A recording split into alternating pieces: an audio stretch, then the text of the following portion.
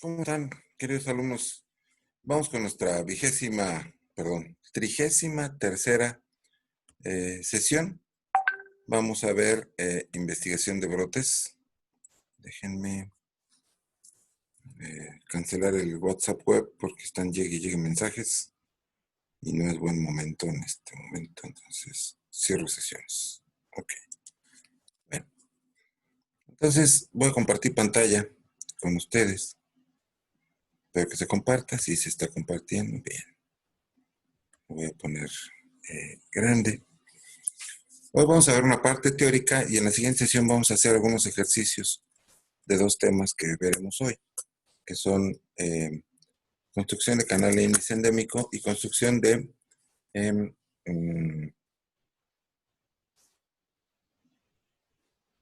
curva epidémica. Conceptos que ya habíamos visto, pero que ahora los vamos a integrar en este ejercicio que se llama investigación de brotes. Estamos ya en la unidad 7, de lleno. Y entonces vamos a integrar prácticamente todos los conocimientos que hemos visto en esta unidad, los vamos a ir integrando. Entonces, bueno, vamos a hablar de investigación de brotes. ¿Y en qué casos se hace un brote? ¿A qué nos referimos cuando hablamos de un brote? ¿Cuáles son sus características? ¿Y cuál es la metodología que se debe seguir para investigarlos? Bueno, algunos conceptos son los que vamos a ver aquí. Primero, bueno, se llama brote. Esto no está escrito, se los digo. Brote es la presencia de uno o más casos que tengan algún tipo de asociación desde el punto de vista epidemiológico. En cuanto a tiempo, lugar y patrón de persona. Cualquiera de estas tres, o de preferencias, todas son las que dan origen a un brote. Un brote es dos o más casos similares de estos, ¿sí? ¿Cuáles son los brotes que se tienen que investigar? Pues problemas que son causados por factores comunes y corrientes o recurrentes, es decir, que están con frecuencia presentándose. Los que ocurren ante la presencia de programas de control, tenemos una campaña, y aún así se está presentando una campaña de vacunación antirrábica, una campaña de prevención de brucelosis, etcétera. Y a pesar de estas campañas, se están presentando brotes de esta enfermedad. Los que tienen aspecto de experimentos naturales, es decir, de algo que, ¿qué pasaría si una unidad productiva se encuentra muy cercana a un rastro, por ejemplo, ¿no? O si ocurre una inundación, etc. Todas las desgracias, todos los desastres naturales son considerados experimentos naturales. Y todos aquellos que sean de interés público. ¿Qué significa el interés público? Bueno, que a un sector le interese. Tenemos brotes de enfermedades, por supuesto, animales, porque andan unos bichos. Enfermedades de seres humanos, brotes en poblaciones concentradas, etcétera, ¿no? ¿Cómo identificamos los brotes? Bueno, mediante esquemas que se conocen como esquemas de inteligencia epidemiológica. Muchas veces no hay un reporte específico de brotes, es decir, no hay alguien que diga, oiga, tengo un brote de esto, porque no ocurre así. Entonces puede ser mediante sistemas de reportes rutinarios, es decir, en todos los centros de salud, en todos los hospitales del sector salud. Existen formatos que los médicos tienen que llegar y entregar al terminar su jornada respecto a la ocurrencia de eventos. Entonces, por ejemplo, ellos llevan un registro de enfermedades respiratorias, un registro de enfermedades diarreicas, un registro de todo tipo de enfermedades y presentan al final del día o una vez a la semana un informe, un reporte de lo que está ocurriendo. Si de pronto la ocurrencia de casos de una enfermedad se eleva de forma inusitada, pues esto es un foco rojo que alerta que hay un posible rebrote. Existen sistemas de reportes a partir de público informado que generalmente son laboratorios o unidades de epidemiología o de vigilancia epidemiológica en las jurisdicciones sanitarias. En el caso de medicina veterinaria, bueno, tenemos para esto a la CPA y a la Dirección de Epidemiología de la Secretaría de Agricultura, el CENACIC, específicamente tiene estas dos áreas. son las que atienden estos reportes. Por medios de comunicación masiva, los periódicos, la televisión, la radio, dan informe de que hubo 3 personas intoxicadas, hubo algunos muertos por consumir etanol, lo que sea. Cualquiera de estas informaciones pues son suficientes como para dar origen a la necesidad de llevar a cabo una investigación de ese brote. Por indagación de los casos atendidos en consulta, o por análisis de datos reportados. Es decir, alguien está revisando los datos y de pronto empiezan a hacer curvas epidémicas, ya veremos cómo se hacen, y ven una elevación inusitada de casos. Eso es un brote y da origen a una investigación. ¿Se acuerdan ustedes del brote de Oswego? Fue porque un médico refirió que había muchos casos de personas intoxicadas, y entonces un médico sanitarista en entrenamiento, el doctor Rubin, fue y atendió este brote. ¿Okay? ¿Para qué nos sirve estudiar los brotes? Bueno, por supuesto, la razón principal es determinar la causa de un padecimiento en la población o la fuente de exposición. En el brote de Oswego que nosotros analizamos,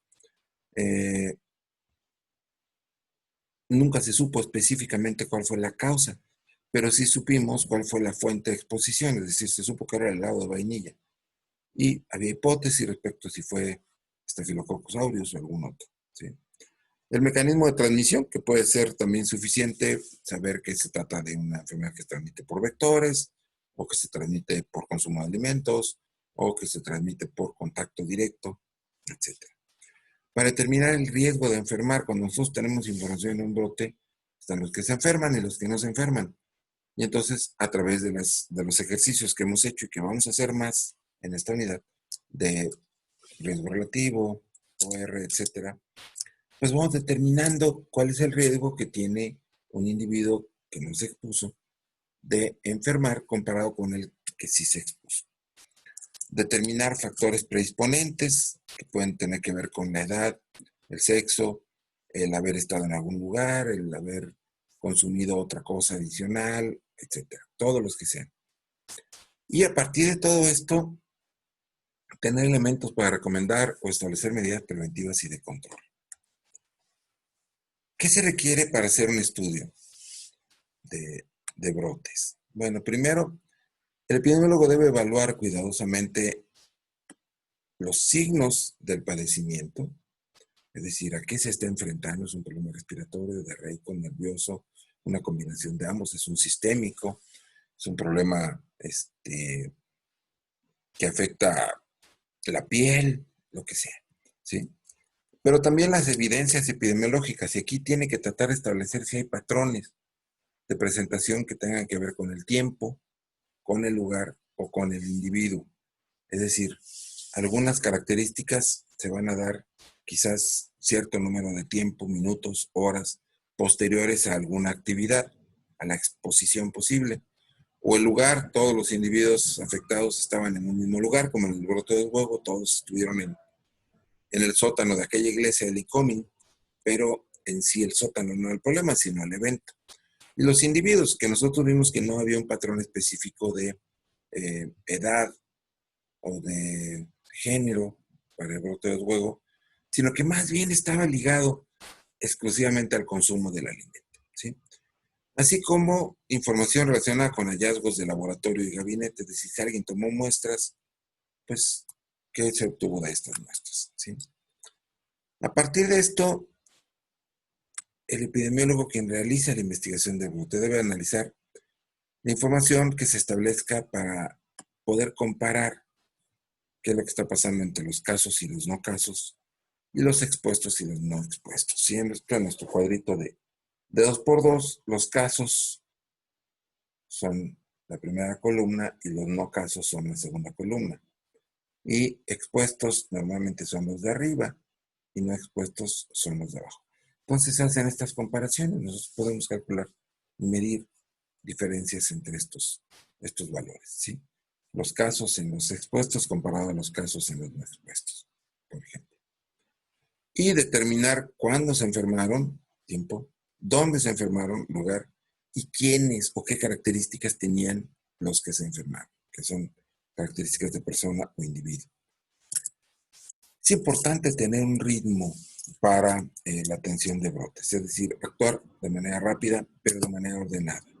No precipitarse, sino ir tomando. Es como una investigación detectivesca, pero que requiere una metodología. ¿Sí? Ya conocimos el método epidemiológico, el método estadístico, el método científico, ya vimos los diferentes tipos de investigación. Ahora vamos a juntar todo esto y vamos a, en campo, evaluar un brote. ¿Sí? Al terminar este brote, tendríamos que tener ya una información relacionada con qué fue, cuánto tiempo, etcétera. ¿Sí? Por esta razón, y sobre todo para poder emitir medidas de control, es importante que el brote o su investigación se termine lo más pronto posible. Porque es posible que todavía haya personas que están enfermas, o peor, que todavía haya personas que están expuestas. Por lo tanto, requieren de las medidas que vamos a recomendarles nosotros. No tenemos que esperarnos hasta que estemos en la oficina y hacer nuestro reporte muy bonito, lo cual hay que hacer. Pero desde antes vamos a emitir recomendaciones y medidas preliminares de prevención y control. ¿Sí? Entonces, hay alguna serie de consideraciones que tenemos que hacer. Primero, hay que indagar todas las notificaciones. No se puede quedar algo que sea una sospecha sin indagar. Por ejemplo, en los fines de los años 80 y principios de los años 90, se reportó ataques a cabras por agresiones que fueron conocidas o se sospechaba que habían sido ocasionadas por un ente, ya fue en los 90, perdón, fue mediados de 90 y finales de 90, conocido como el chupacabras. La CPA tuvo que ir a atender los reportes que había de que estaba atacando el chupacabras porque algo estaba pasando. ¿Sí? Es decir, hay que indagar la notificación e ir y confirmar si realmente ocurrió lo que la gente dice o no, porque muchas veces son falsos reportes. ¿Sí? En caso de que sí, hay que investigar el caso o los casos índice. Es decir, me están avisando que pasó esto, donde me avisan o donde me informan que fue el primer caso, a este caso, el primer caso que fue reportado, se conoce como caso índice, ¿sí? Que no necesariamente es el caso primario. ¿Cuál sería el caso primario? El primero que ocurrió. Pero a lo mejor el primero que ocurrió nadie nos avisó, ni el segundo, ni el tercero, no sabemos. En algún momento alguien dice, hay que avisar, y esto se reporta, ¿sí? Lo ideal es que el caso índice fuera el caso primario, pero esto no necesariamente ocurre siempre. ¿Okay? Tenemos que integrar síndromes con la información preliminar del caso índice. ¿Qué es esto de síndromes? Bueno, pues una descripción o la sumatoria de toda la descripción eh, que tenemos de los casos. El problema es que nos puede llevar a conclusiones erróneas. A veces podemos creer, ya sé, esto es un problema con este perfil. Y ese perfil puede ser asociado más bien a quienes les dio primero, lo cual no quiere decir que estos son los únicos que les va a dar. Hay dos ejemplos muy buenos. Uno, el SIDA, primero le dio, o se detectó primero, en los primeros casos, eran personas de origen latino o negros, en Estados Unidos, homosexuales y drogadictos.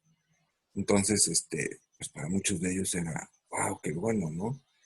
Dios existe y nos va a librar de estas plagas humanas, como ellos los consideran, ¿no? Piensan que todos los latinos somos con ese perfil. Y no, ni es una enfermedad exclusiva de negros, ni de latinos, ni de homosexuales, ni de drogadictos. Es una persona que afecta a seres humanos. Pero los primeros casos tenían ese perfil, porque primero se dio entre esa población. Otro ejemplo, aquí hubo quien llegó a decir que la COVID-19 era una enfermedad de ricos, ¿sí? Porque son los que tienen la oportunidad de viajar y pudieron estar en contacto con los que se enfermaron. El perfil inicial era ese, pero ahora le da a todo el mundo. Hoy el gobierno de la Ciudad de México emitió un listado de 158 colonias de alto riesgo. 158 colonias en todas las delegaciones. En todas. ¿Sí? ¿Qué quiere decir esto? ¿Tenemos tantos ricos en la Ciudad de México? No.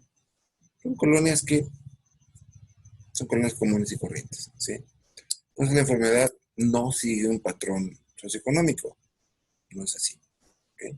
Entonces, al principio podemos llegar a sesgos, pero tenemos que buscar si hay algún patrón. Entonces, estamos al principio tratando de buscar patrones a través de la integración de esto que le llamamos síndromes, basados en la información preliminar del caso índice. Tenemos que buscar también, con base en ese síndrome, investigación bibliográfica. ¿A qué se parece? ¿Sí? Con COVID, pues vimos que se parecía a SARS-CoV y ya también a MERS. Pues sí, es un coronavirus, un síndrome respiratorio, agudo, severo, se parecen, sí, pero son diferentes. Sin embargo, tenemos que ver a qué se parece, porque las estrategias de prevención y control van a ser similares con enfermedades que se parecen. ¿Sí? Tenemos que diseñar y elaborar un instrumento para captar datos. Ustedes ya hicieron un cuestionario, ¿se acuerdan? Y lo aplicaron. Esto es un instrumento para captar datos. ¿Qué tendríamos que ponerle a ese instrumento si creemos que la enfermedad está asociada a algún factor determinado? ¿Sí? Si creemos que la enfermedad está asociada, como el SIDA, al sexo sin protección, pues una pregunta puede ser, ¿usted tiene sexo sin protección o no? Por ejemplo, ¿no?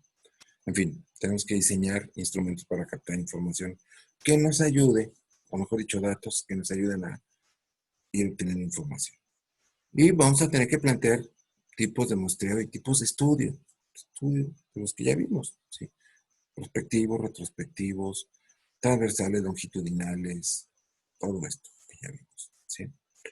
Hay que juntar toda la información, tabularla, analizarla, elaborar una hipótesis, obtener, conservar y enviar muestras clínicas o ambientales. ¿Qué quiere decir ambientales? Pues a lo mejor, ¿sabes qué? Probablemente se trata de una enfermedad que se transmite a través de los roedores, hay que llevar roedores. No, no, no, es de mosquitos, pues hay que llevar mosquitos. No, son las garrapatas, ok, tomemos garrapatas. Son los alimentos, entonces tomemos alimentos, ok. Pues muestras clínicas son de los pacientes y muestras ambientales son las que pensemos que están posiblemente asociadas a nuestro brote, ok. Pues hay que obtenerlas, conservarlas y enviarlas al laboratorio. Revisar los resultados del laboratorio y dar el seguimiento del evento hasta el alta sanitaria, es decir, hasta que ya no hay más casos, ya no está presentando esto, ya acabamos. ¿Okay? Bueno, parte del ejercicio de investigación de brotes implica pues saber si nos estamos enfrentando a un problema o es parte de una situación común que se presenta en la población recurrentemente. Y esto implica que revisemos fuentes de información como registros semanales, de acuerdo al síndrome, si es un problema respiratorio, es un problema, etcétera, ¿no? Historias clínicas para ver si en el hospital o en donde sea existen antecedentes de casos similares. Certificados de defunción en su momento para ver, oye, a ver, esto estaba pasando desde antes. Pues vamos para atrás, ¿no? Sí, mira, mucha gente está muriendo de este problema. Algo pasa, ¿ok? O registros de laboratorio, análisis de laboratorio, los laboratorios oficiales o quienes llevan a cabo análisis de las muestras que se envían, ¿qué dicen? ¿Sí? Así como hojas diarias del médico, de los médicos o los clínicos de la zona. Esto se va a comparar contra lo esperado y tenemos que pedir información a otros médicos o cualquier otra fuente que sea posible. Pero aquí llegamos a un punto, lo esperado. ¿Qué quiere decir esto? Existen patrones de normalidad en la presentación de enfermedades por síndrome. En el calor empiezan las enfermedades diarreicas, en el frío empiezan las enfermedades respiratorias. ¿Sí? Cuando hace calor y humedad, empiezan las enfermedades que se transmiten por mosquitos. Es decir, tenemos que ver si hay un patrón de presentación de los síndromes y si esto está respondiendo a ese patrón o no. Eso es comparar lo observado contra lo esperado. ¿Sí? Entonces, parte de la información que tenemos que recabar tiene que ver con el laboratorio, en donde vamos a obtener sueros, sangre, dependiendo del tipo de muestra, examinar directamente a los individuos enfermos, ayudar a la gente siempre que sea posible y complementar el diagnóstico del laboratorio. ¿Sí? Entonces, necesitamos conocer, entre otras cosas, cómo es el cuadro clínico, ir definiendo, describiendo el cuadro clínico. A partir de que sabemos a quiénes tenemos que contar, porque los que tengan este cuadro clínico son los que vamos a contar, pues contaremos los casos. Empezaremos a contar también las defunciones, son aquellos individuos que tuvieron esto y enfermaron. ¿Sí? Periodo de ocurrencia, están ocurriendo cada semana, cada 15 días o diario o inclusive en horas. Áreas afectadas, áreas geográficas que han sido afectadas o involucradas. Si hay grupos de edad y de sexo donde se presente más en mujeres, en hombres, en hembras, en machos, en edad reproductiva, o los jóvenes, o los mayores de 60, como en el caso que nos ocupa ahora. ¿Sí? Y características de la población que incluyan fin zootécnico u ocupación, y si están confinadas, si están en pastoreo, o lo que sea. ¿Okay? Tenemos con esta información que preparar la definición operacional de caso y contarlos. Es importante conocer el número absolutos de casos, pero considerando otros datos de los mismos y de la propia enfermedad. Entonces, tenemos que considerar, y por eso es importante todo lo que tenemos que considerar para nuestro formato de lo que vamos a recoger, de información que vamos a pedir, donde se incluye edad, género, ocupación o fin zootécnico, dice zooétnico, zootécnico. Residencia, pues es importante, signos y resultados de pruebas de laboratorio, que no necesariamente las pruebas de laboratorio tienen que ir orientadas al aislamiento de la gente. Ojo, muchas pruebas nos orientan al diagnóstico a partir de otro tipo de evidencias clínicas, tales como biometría hemática, por ejemplo, ¿sí? Química sanguínea, examen general de orina. Todas estas nos van orientando si es un problema infeccioso bacteriano, viral, agudo, crónico. Entonces también el laboratorio clínico como tal es importante. Cuando no tenemos forma de decir, identifícame a este agente, conviene a veces empezar por esto. ¿Okay? ¿Cómo elaboramos la definición operacional de casos? Primero, con apoyo de las variables epidemiológicas más comunes, tiempo, lugar, individuo. Los casos de juego fueron personas que asistieron a la cena que se llevó a cabo el 18 de abril en la tarde en el sótano de la iglesia de la localidad de Licoming, ¿sí? Y que mostraran algunos signos. Entonces tenemos tiempo, lugar, individuo y los signos. Dolor abdominal, diarrea, vómito, fiebre no. Okay. Entonces, nosotros definimos operacionalmente, es decir, establecemos a quién vamos a contar como un caso y a quién no lo vamos a contar. ¿Sí? Es que tiene todo, pero no estuvo ahí. ¿Dónde estaba? No, pues estaba a 3 condados más lejos. ¿Y tiene alguna relación con él? Pues no.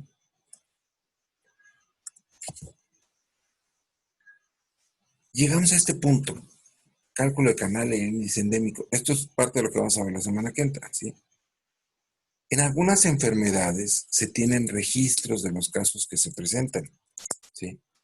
Cuando tenemos registros durante muchos años de los casos que se presentan de enfermedades o síndromes respiratorios, digestivos, nerviosos, etcétera, nosotros podemos irlo registrando. Aquí no dice, pero esta es información de los últimos 5 años. En nuestro caso sería 2019, 18, 17, 16 y 15. ¿Sí? Y de los casos que se presentan cada mes en cada uno de estos años. Con esa información nosotros podemos construir un canal y un índice endémico. Vamos a ver la semana que entra cómo. Hay 2 métodos, por promedio de desviación estándar o por mediana y cuartiles. Aquí se está haciendo por mediana y cuartiles. No lo vamos a hacer ahorita, simplemente ahorita créanme que nosotros obtenemos la información de algo que se conoce como cuartil 1, mediana y cuartil 3, con base en todos los casos que se registraron en el pasado, en los últimos 5 años, ¿sí? Y podemos construir esto, una gráfica. Una gráfica donde vemos 3 líneas. La línea azul, aquí lo dice, es el cuartil 1. La línea rosa es la mediana. Y la línea amarilla es el cuartil 3. Estas líneas establecen 4 zonas o áreas claramente definidas. ¿Sí? Tenemos la zona de éxito. Si los casos de este año, ya no de los 5 anteriores, sino de 2020 o del año en curso, caen, dependiendo en qué época del año, debajo de esta línea, eso se llama zona de éxito y estamos haciendo las cosas bien.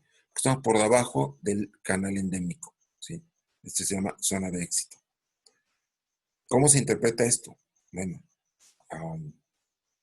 ¿qué tal si tenemos 200 casos en la zona y población en la que nos estamos ocupando? 200 casos. ¿Esos son muchos o son pocos? Y adivinen cuál es la respuesta. No. Me siento como Dora. Planteando una pregunta a la que no me pueden contestar, pero bueno. No. Bueno, por ahí alguien sí lo dijo. Sí. Depende.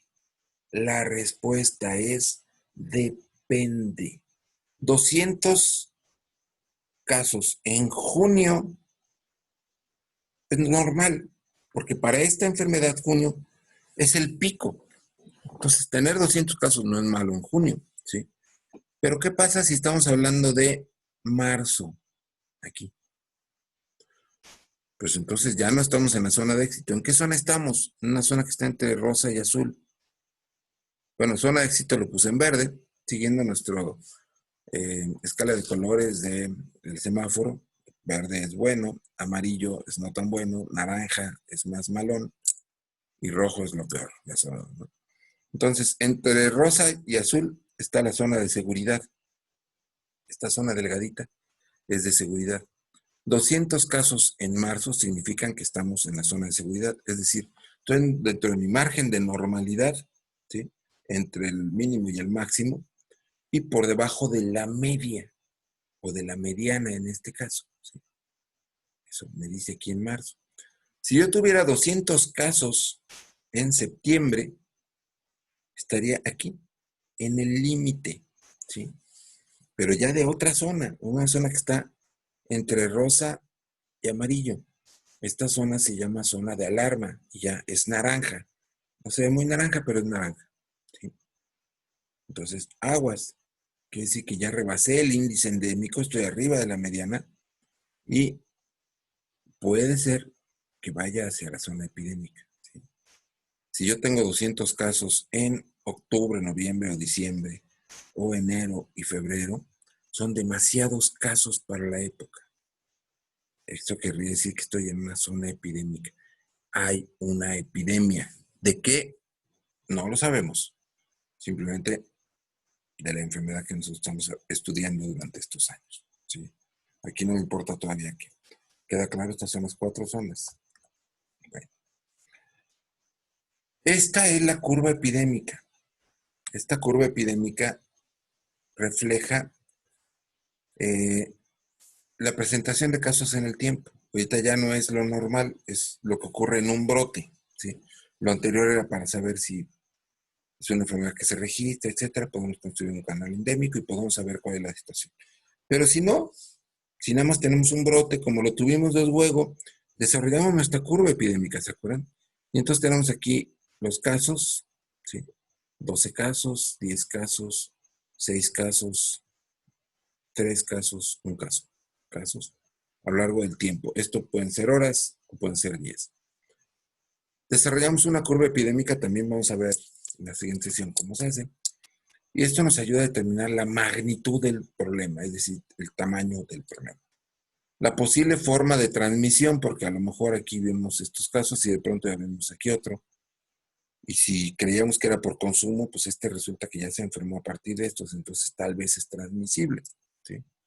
Tipo de fuente de la exposición, casi siempre esto responde a una fuente común. ¿Sí? Esto lo vimos por ahí en la unidad 4 o algo así. Evolución del brote. Es decir, va en incremento, ya llegó al tope, ya va de bajada. Y posible etiología, porque a lo mejor nos damos cuenta que es una enfermedad transmisible, o no lo es, ¿sí? Todo esto lo tenemos a partir de este análisis que se llama curva epidémica. ¿Qué hice?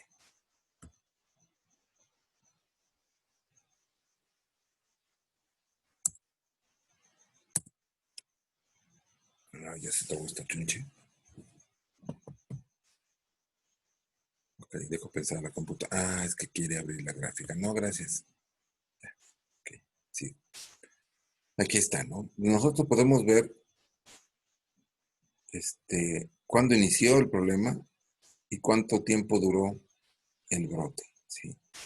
Entonces tenemos, aquí no se ve, en la presentación voy a buscar, pero aquí pongo 21 días, periodo máximo del periodo de incubación, ¿sí? Que es desde aquí hasta acá. Esta es la exposición, 7 a 21, ¿sí? Y entonces, vemos aquí cómo se van presentando y el mínimo, ¿cuánto es? No viene, pero 21 menos 7 son 14. 9 días duró el brote, ¿sí? Y podemos entonces calcular el periodo máximo de incubación y el periodo mínimo y el periodo medio de incubación, ¿sí? Podemos hacer también a través de mapas, establecer si hay patrones relacionados con el lugar. Por ejemplo, en rojo aquí aparecen estas entidades, ¿sí?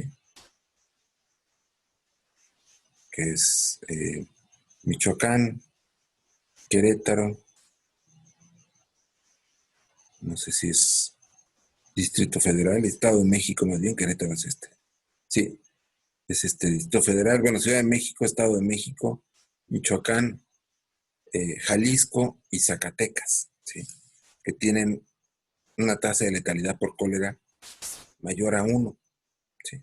Y igual o menor a 1 la tenemos en Tamaulipas, Guanajuato, de Querétaro no hay información. Esto es Hidalgo, y este es Puebla, y aquí es Chiapas, ¿sí? Entonces podemos ver si hay un patrón de distribución. Podemos tratar de identificarlo, ¿sí? Puede ser una ruta, puede ser por donde pasó un huracán, no sabemos, pero tenemos que hacer nuestros mapas, ¿sí? Podemos determinar que quizás está asociada a cierta fuente de infección, la migración de aves, decía yo, huracanes, zona de distribución de algún alimento, etcétera, ¿no? Tratar de establecer las rutas de diseminación para, bueno, así como el posible vehículo o mecanismo o modo de transmisión, para tratar de cortarlo. Se está distribuyendo a través del alimento, pues, que no se distribuya, suspende la entrega de alimento, etcétera, ¿sí? Pero esto lo vamos a hacer a partir de mapas, de lo cual también vamos a hacer ejercicios.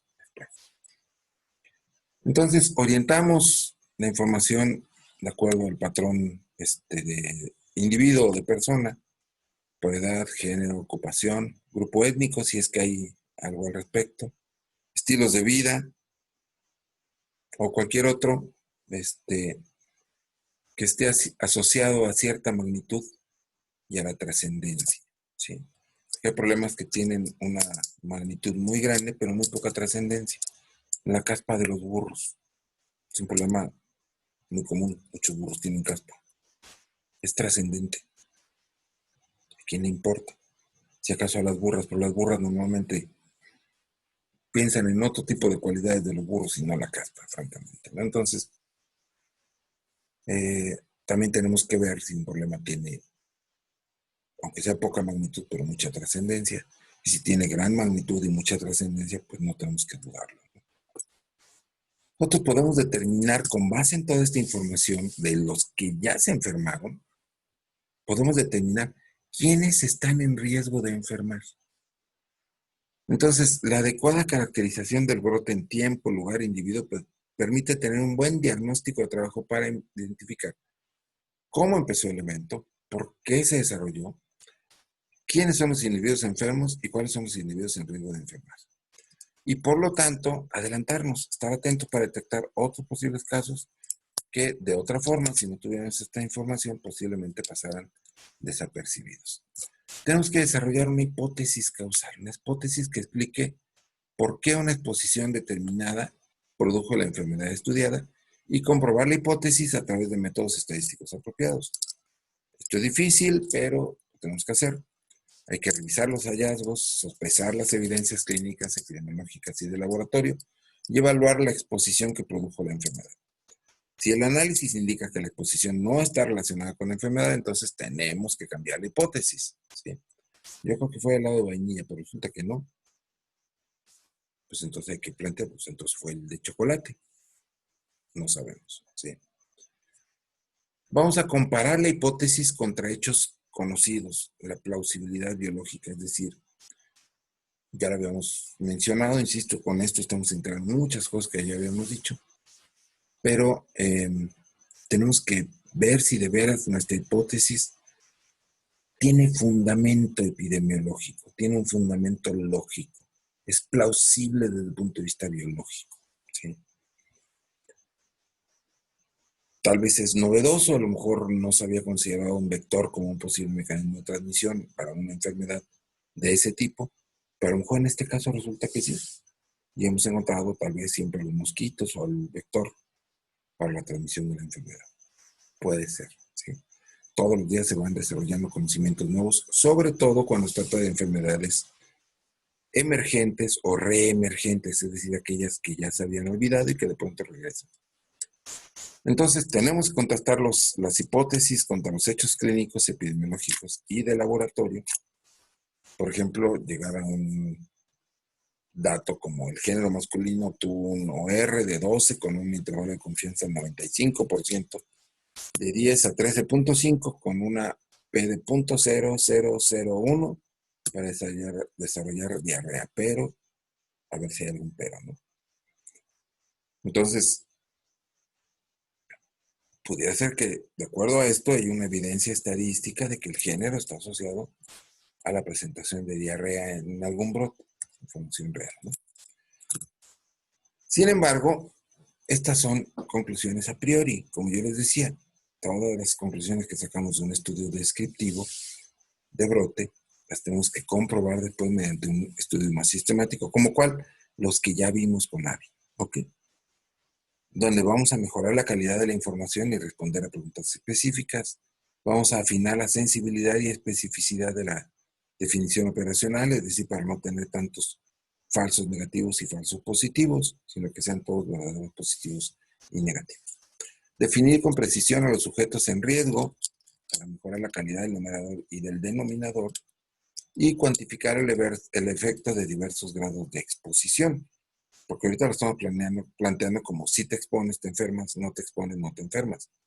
Pero hay niveles, hay dosis, ¿sí?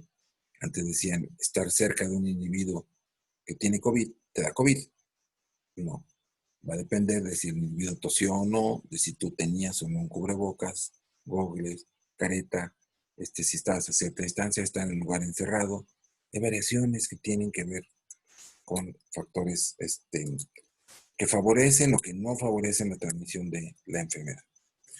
¿Cuál es la ventaja que tiene el que nosotros hagamos investigación de brotes? Bueno, primero, si no estamos en un brote, normalmente la población no tiene disponibilidad de cooperar porque no le interesa. En cambio, si estamos en medio de un brote, todo el mundo quiere que se resuelva, entonces lo que pregunten, la mayor parte de la gente lo contesta, ¿sí? Es más fácil estudiar los factores causales, puesto que tienen efectos tan fuertes que son evidentes. Tenemos grupos muy grandes, tenemos mucha población a estudiar, eso es muy bueno. Y por lo tanto los brotes representan de alguna manera experimentos naturales. ¿Qué pasaría si tomáramos un virus que vive normalmente en medio de poblaciones de murciélagos y expusiéramos a través de algún otro organismo intermediario a los seres humanos a este virus? Ahí está, ya sabemos qué pasaría, ¿sí? ¿Cuáles son las ventajas que tiene la investigación de brotes? Bueno, puede haber sesgos de memoria, es decir, hay personas que tienen muy buena memoria y recuerdan perfectamente bien todo lo que hicieron, pero hay quienes no tienen memoria o no quieren tenerla. ¿Sí? Oiga, ¿usted ha estado con más de una pareja sexual el último año? Ah, ¿por qué la pregunta? ¿No? Cuando dicen ¿por qué la preguntas? Ya sabemos cuál es la respuesta. Decía el doctor House, todos mienten, de alguna manera, ¿no? Entonces tenemos que buscar mecanismos de saber, para saber la verdad. ¿Sí? Si no conocemos la verdad como epidemiólogos, pues vamos a tener sesgos. O bien la gente no se acuerda, ¿no? ¿Alguien se acuerda qué comió el día de hoy? Exactamente. ¿Se acuerda? Y ayer, y hace una semana, y hace dos. Entonces, bueno, también es importante que consideremos que estamos en una situación endémica o en una situación epidémica. Las condiciones no son iguales. Entonces, los riesgos que parecen muy altos en una situación epidémica probablemente no lo son en una situación endémica o al revés, ¿sí?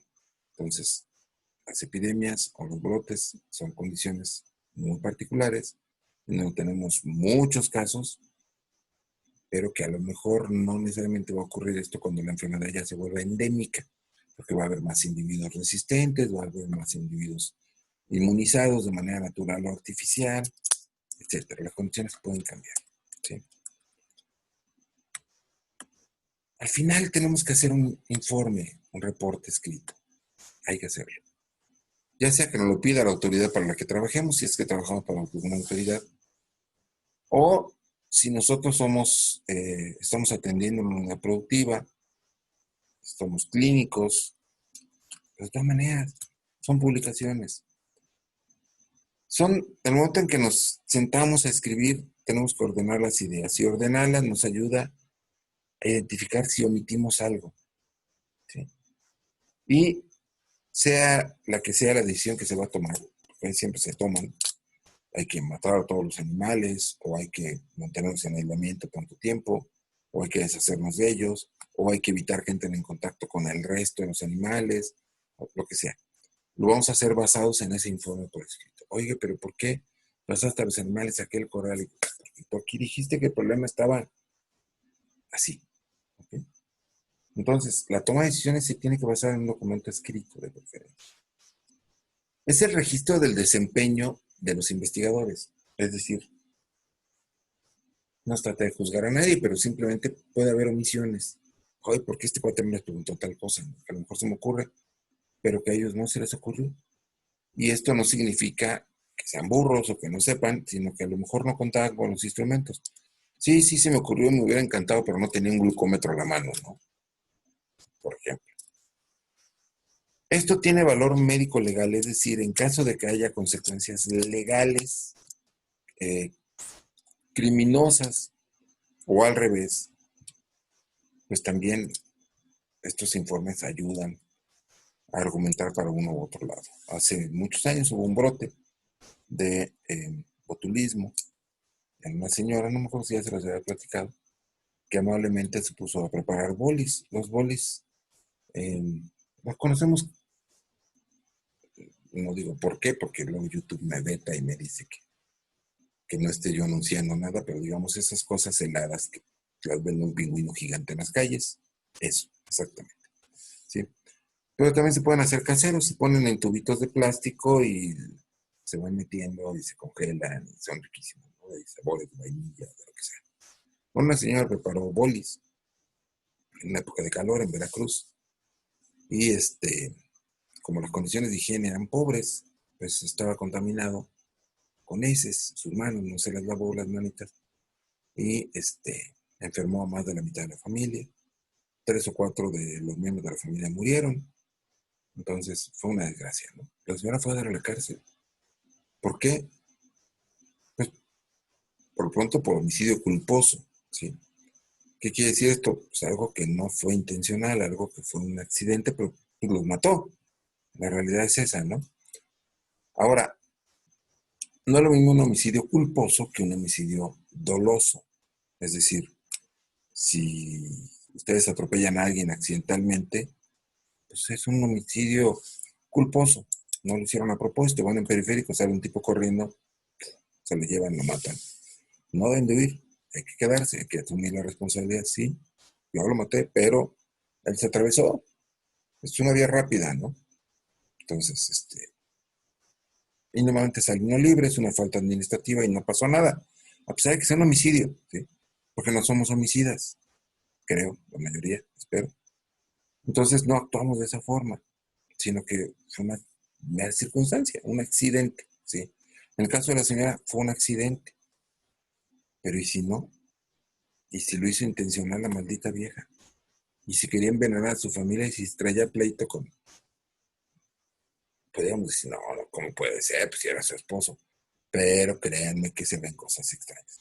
Entonces, el reporte de un brote de esta naturaleza puede definir si accidentalmente se pudieron haber dado las cosas o si no hay manera de que en forma accidental hubiera caído, no sé, cianuro en los bolis, ¿no? Es que pues, sin querer cayó cianuro.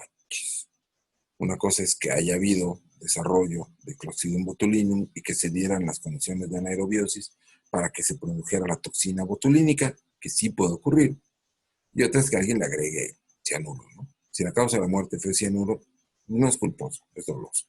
Si la causa de la muerte es botulinum, pues sí hay las condiciones para que accidentalmente se presente, pues sí. ¿Okay?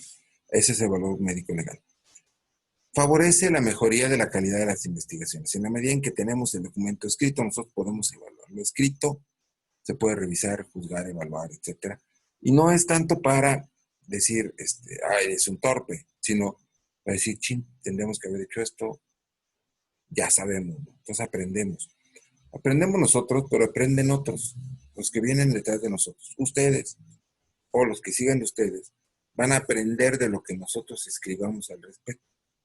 Entonces, si se cometieron errores u omisiones, pues nos vamos a dar cuenta, ¿no? Cuando uno ve una película y ya sabe que, ay, ¿por qué deja la puerta abierta si está el tipo afuera y se va a meter, no?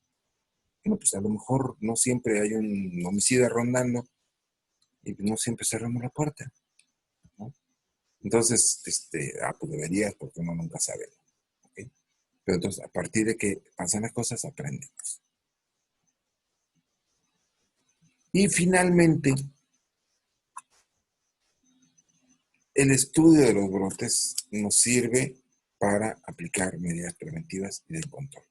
Vamos a aplicar medidas preventivas preliminares de inmediato y si nuestra hipótesis se demuestra después de que ya analizamos las muestras y tenemos los resultados y si coincide con lo que había planteado, pues entonces dejamos las medidas, a lo mejor habíamos mantenido el alimento separado y no sabes qué, si está contaminado, destrúyelo. ¿Sí? No está contaminado, no es el alimento. Regrésalo y ya, no tiene que ser una pérdida si esto es un volumen muy grande, ¿no? Entonces, las medidas preventivas y de control se van a basar en lo que nosotros obtengamos en el estudio. El cuestionario para hoy, para la siguiente sesión, es describir brevemente los pasos de la investigación de brotes. Ahí están los pasos que ustedes pueden describir en sus propias palabras. Y el segundo es esquematizar las áreas o zonas que se establecen a través del canal índice endémico, las 4 que mencionamos. ¿Sí? Pero explíquenos.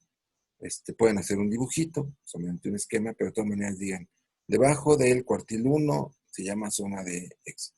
Entre cuartil 1 y mediana se llama zona de, y van poniendo los nombres. ¿Okay? Bueno, no sé si se dieron cuenta, pero ensanché la pantalla, ya se actualizó mi Power y ahora tenemos la versión que por default me da las pantallas anchas. Está bien, tenemos más espacio para comunicarnos. Sería todo por hoy. Muchas gracias y nos vemos a la próxima.